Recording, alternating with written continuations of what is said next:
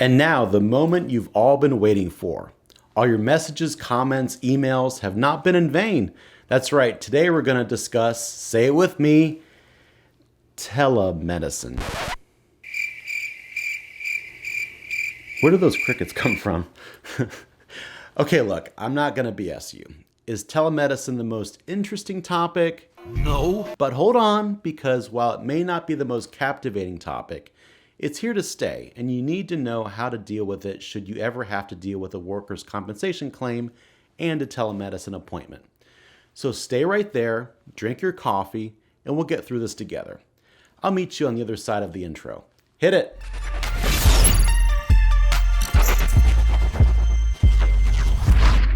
Telemedicine and workers' comp accelerated when the world shut down in 2020.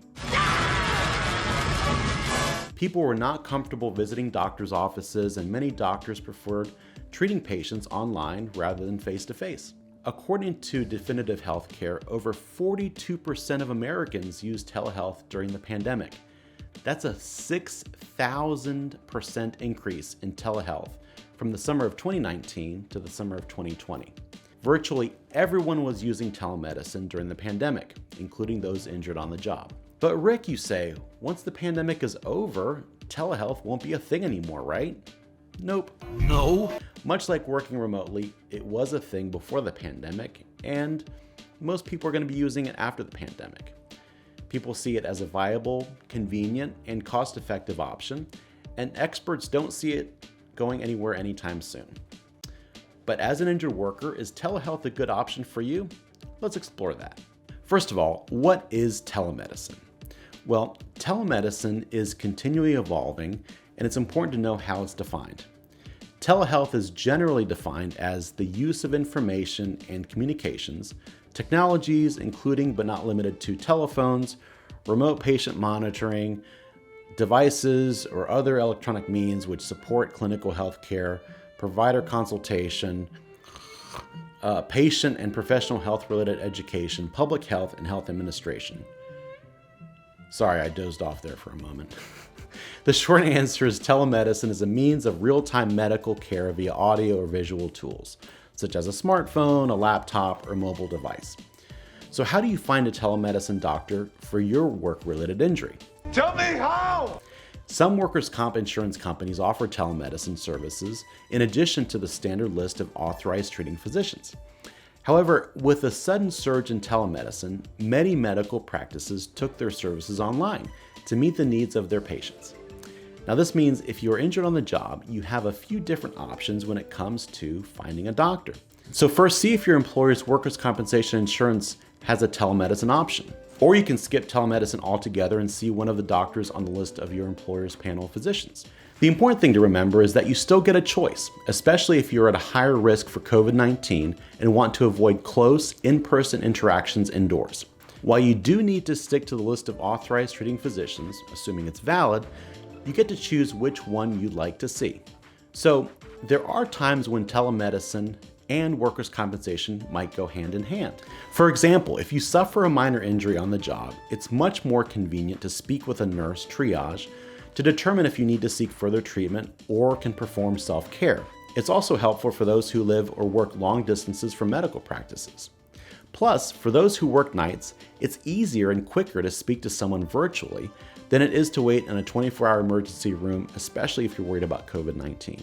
Telemedicine and workers' comp also alleviate some of the stress associated with the number of doctor's visits required. For example, if you need to have follow-up appointments after your initial examination or need to adjust medications, this can be handled with telemedicine. By the way, if you're new to my channel, I'm Rick DeMedeiros, the work comp guy. I'm a workers' compensation lawyer in the Atlanta area, but I represent injured workers all across the state of Georgia. I'm all about helping and educating injured workers, so if you have a workers' comp claim in Georgia and are interested in me representing you, please reach out to me. My contact information is on the screen, and all of my links are down below in the description. If you don't live in Georgia, never fear, I can still help you. Just reach out to me and I can refer you to a rock star lawyer in your area who will be able to help you. And don't forget, smash that subscribe button and ring that notification bell so you don't miss my next video and leave me a comment or question below. I'm here to help. Now, back to the video. So what are the disadvantages of telemedicine for workers' comp? What? Like all technology, there are advantages and disadvantages, especially with telemedicine when it comes to workers' compensation claims. The biggest issue is that there are no clearly defined legal regulations for telemedicine and workers' comp.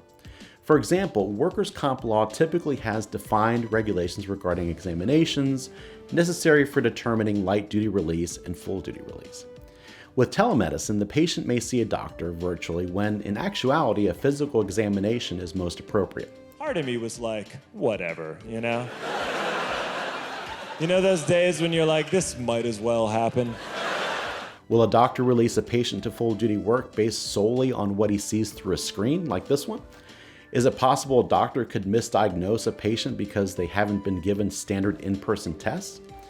Along these same lines, one of the reasons many employers and workers' comp insurance companies push telemedicine is because they find it easier to get employees back to work and, no surprise here, it's cheaper for them. Of course, we're dealing with insurance companies.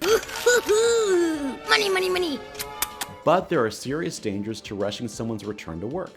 Without a physical examination, it is possible employees will return before they're truly ready, putting them at higher risk of re-injury. Additionally, we've seen story after story about cyber crimes and hacking. How does this affect telemedicine? These are all important questions to ask. So, what if telemedicine doesn't work for me? Telemedicine will not work for everyone. Some work-related injuries are so severe that they require in-person medical attention. But that's not the only time when telemedicine may not be right for you. Insurance is a business. It's not personal, Sonny. It's strictly business. As such, they prioritize profits over people. I've said that a lot. They will do everything they can to avoid paying benefits, even those you justifiably deserve and are entitled to. Sometimes they're going to contest a claim and suggest it wasn't work-related, so they don't have to pay you. This may be even more possible if you use telemedicine and were misdiagnosed or weren't properly examined by a doctor. So this is why it's wise to work with a workers' compensation attorney who truly understands the ins and outs of workers' compensation and telemedicine. Now, in my opinion, you should only use telemedicine in very rare instances where it may be more convenient for you. That seems awfully convenient. If you are at a higher risk of contracting COVID-19, or if it isn't that serious, or you have to work, that sort of thing.